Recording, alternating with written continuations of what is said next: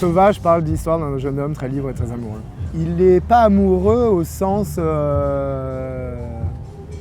social du terme, il est amoureux au sens philosophique du terme.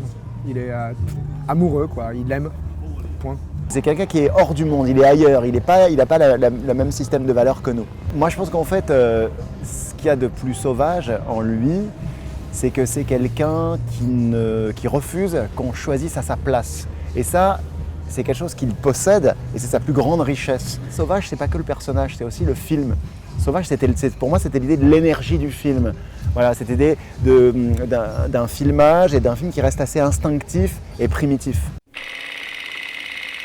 Comment s'est passée la direction d'acteur Camille, c'est quelqu'un de très précis,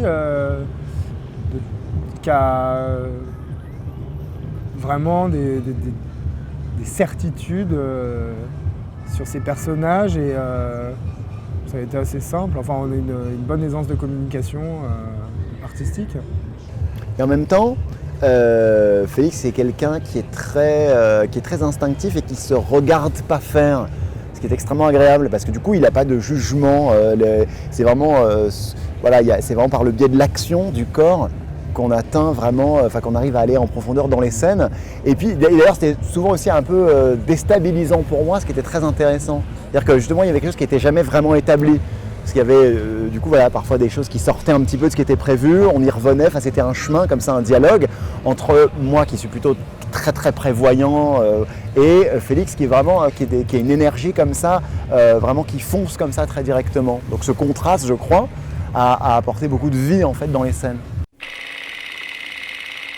Mon premier émoi au cinéma, c'est difficile de dire ce que peut être le premier émoi.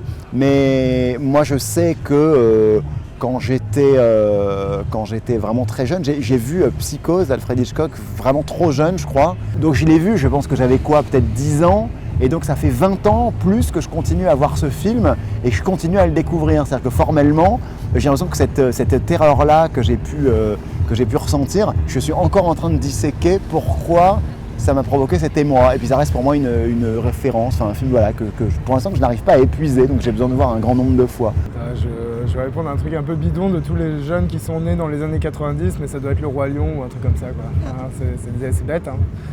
Sinon, mon premier vrai émoi au cinéma, c'était dans un rêve que j'ai fait enfant, où je passais de l'autre côté de l'écran et où il se passait des trucs un peu troublants, quoi.